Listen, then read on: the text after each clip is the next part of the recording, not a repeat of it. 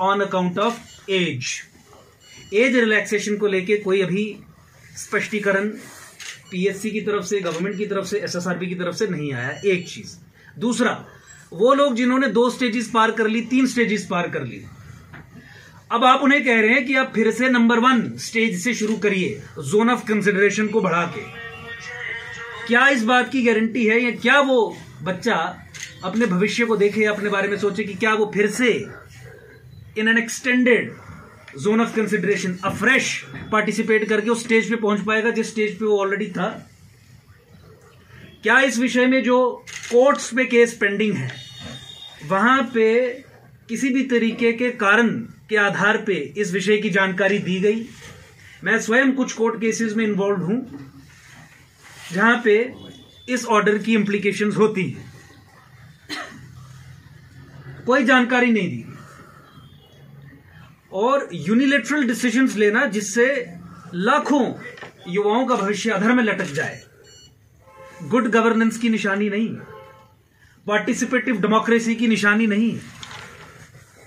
ये हम अपने भविष्य, बच्चों का जो भविष्य है, हमारी नई पीढ़ी का जो भविष्य है, उससे खिलवाड़ करने का काम कर रहे हैं। बॉर्डर बटालियन के बच्चों का मुद्दा आपके सामने आया, इस ऑर्डर से वो भी, उनकी फेट भी उन्होंने सील कर दी, खत्म, सब कुछ खत्म।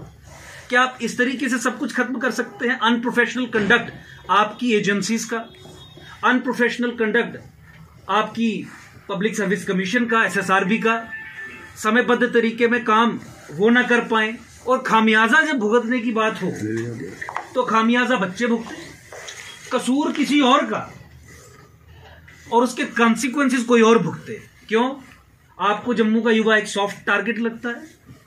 क्यों आपको जम्मू का युवा एक मजाक का पात्र लगता है कि आप आज एक ऑर्डर निकालते हैं, कल दूसरा ऑर्डर निकालते हैं, तीसरे दिन तीसरा ऑर्डर निकालते हैं, चौथे दिन चौथा ऑर्डर निकालते हैं, और सब ऑर्डर एंटी यूथ, सब ऑर्डर एंटी जनरल पब्लिक, किसी से कोई पूछताछ नहीं। ठीक है, democratic institutions for valid reasons Jammu Kashmir में नहीं है। आई रिपीट, डेमोक्रेटिक इंस्टीट्यूशंस अभी इन फंक्शन फॉर वैलिड रीजंस नहीं कर रहे हैं फंक्शन, पर क्या सिविल सोसाइटी से बातचीत करने के और तरीके नहीं?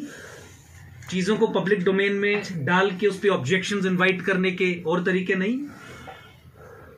आप किस तरीके से ऐसे फैसले ले सकते हैं जिससे लाखों लोगों के भविष्य पे सवाल खड़ा हो जाता है? आज आपने हजारों लाखों युवाओं नहीं हो पाई थी, वो वापस ले ली जाएगी। देखिए, by the stroke of this pen, 4 lines का, एक पन्ने का, आधा पन्ने का जो ऑर्डर है, कई सैकड़ों हजारों बच्चों का भविष्य अधर में लटक गया है।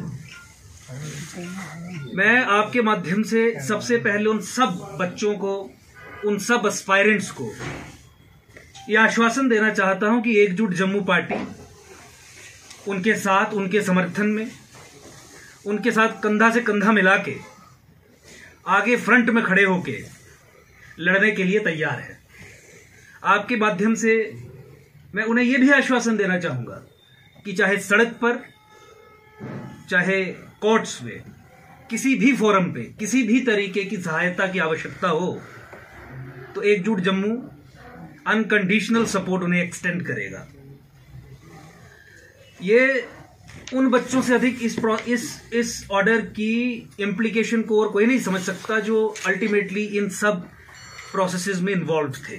उनके भविष्य के साथ किस तरीके से खिलवाड़ किया गया, मैं आपको 1-2 इंस्टांसेस देके समझाने का प्रयत्न करूंगा। बहुत स्टेजेस रहती हैं एक सिलेक्शन प्रोसेस में, first stage, second stage, third stage, कहीं कहीं फोर्थ स्टेज भी ऑल्सो, फिजिकल भी रहता है, मेडिकल भी रहता है, रिटन भी रहता है, इंटरव्यू भी रहता है। अलग अलग स्टेजेस में ये बच्चे थे। कुछ केसेस में कोर्ट्स में भी केस पेंडिंग थे।